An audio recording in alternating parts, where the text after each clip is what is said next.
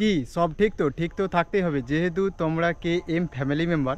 তো অনেক দিন পর আবার কিন্তু ব্লগ আসছে, তো একটু সেই জন্য একটু মাঠের দিকে চলে আসি। প্রথমে একটু প্রাকৃতিক দৃশ্য দেখাতে, যে যত দূর চোখ যায় আমাদের বাড়ির কাছে পুরোটাই কিন্তু মাঠ, ধান ক্ষেত। তো যত দূর চোখ যায় তত দূরই কিন্তু ধান গাছ, আর ধান কিন্তু পেকে গেছে, সোনালি কালার আস্তে আস্তে হয়ে উঠেছে। এবার ধান কাটা চালু হবে। তো এই সব মনোরম দৃশ্য জাস্ট দেখতে অসাধারণ লাগে। আর যেহেতু এখন বাড়িতে থাকি না, সেই জন্য বেশি ভিডিও দেওয়া হয় না। আর সকাল সকালে এসে কিন্তু গাড়িটা আগে ধুয়ে নিই। এটা আমি যখনই বাড়িতে আসি তখনই কিন্তু আমার প্রথম কাজ থাকে গাড়িটা ধুয়ে নেওয়া। তো গাড়িটা কিন্তু ধুয়ে নিয়েছি, দেখতে পাচ্ছ।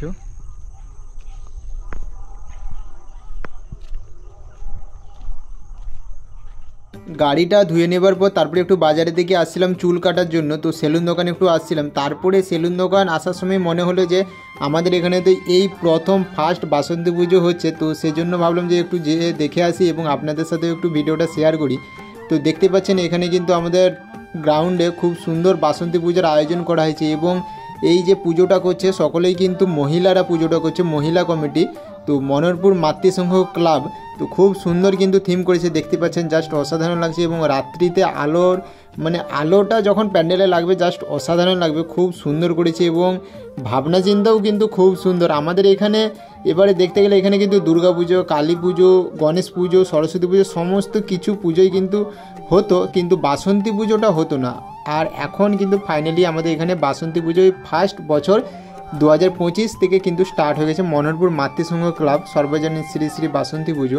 তো এটা কিন্তু খুব সুন্দর একটা ব্যাপার যে মনোহরপুরের বুকে আমাদের নিজেদের গ্রামে আবার বাসন্তী পুজো স্টার্ট হলো। এবার বাসন্তী পুজোটা হয়ে গেলো এখন আমাদের গ্রামে সমস্ত কিছু A to Z পুজোটা কিন্তু হয়, ঠিক আছে। গণেশ পুজো, সরস্বতী পুজো, দুর্গা পুজো, কালী পুজো সব কিছু পুজো হয়।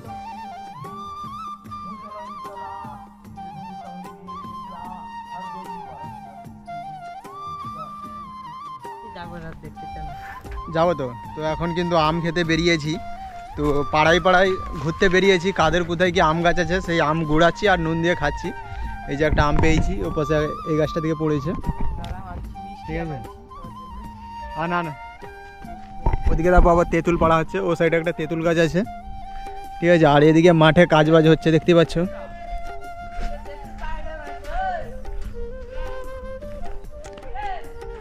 তেঁতুল পাড়া হচ্ছে, আর এদিকে কাজ হচ্ছে, দেখতেই পাচ্ছ। উচ্ছা নয়, কুদরি জমির কাজ হচ্ছে, দেখতেই পাচ্ছেন। আর এদিকে পিফা গাছটা দেখতে পাচ্ছ, দমে পিফা ধরেছে।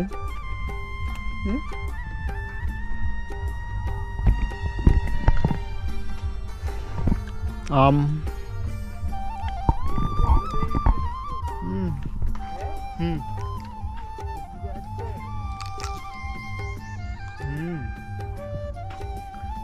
এই আমটা এই পড়লো, প্রচুর টক।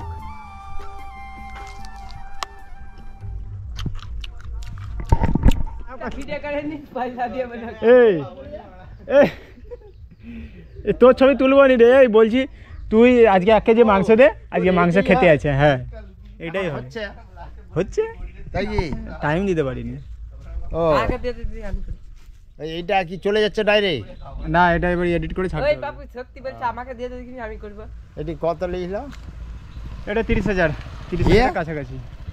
কত পাও তুই? পাই বলতে এই টুকটাক ঢুকছে। এটা ওয়েট আছে তোমার? এই যে এইটা যে ধরা আছে এইটাই 900 টাকা। এইটাই 900 টাকা। ক টাকা? হ্যাঁ 5 টাকা করে দাও। সান লে 5 টাকা ধর দাও।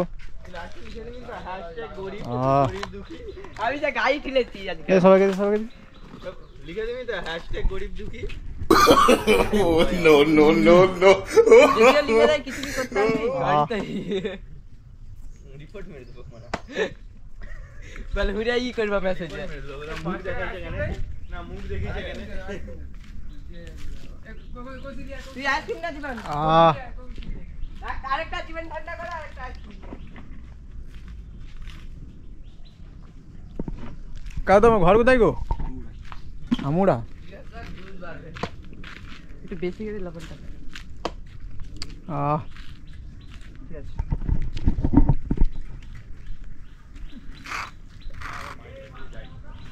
কচুতলা বিকালে খাওয়াবি, কি খাও সেটা দেখবো। হ্যাঁ বিকাল বেলা ভাববা তাহলে ওকে বিকালবেলা খুঁজেই পাওয়া যাবে না। কেন পাওয়া যাবে না এইখানেই থাকে